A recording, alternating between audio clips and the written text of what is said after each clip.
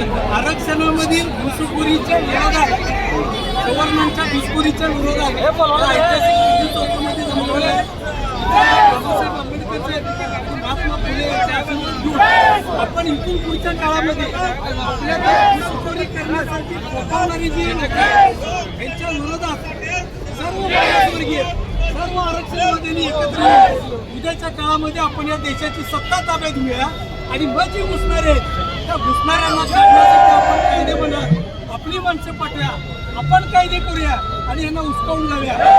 बाबासाहेबांचं स्वप्न साकार होईल.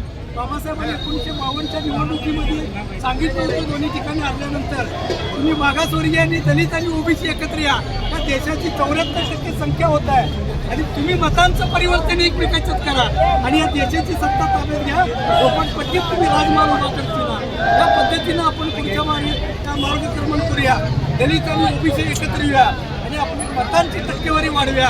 तरच या देशावर आपली सत्ता आणूया आणि या सर्वांना जुगाडून लावूया. जय भारत, जय संविधान.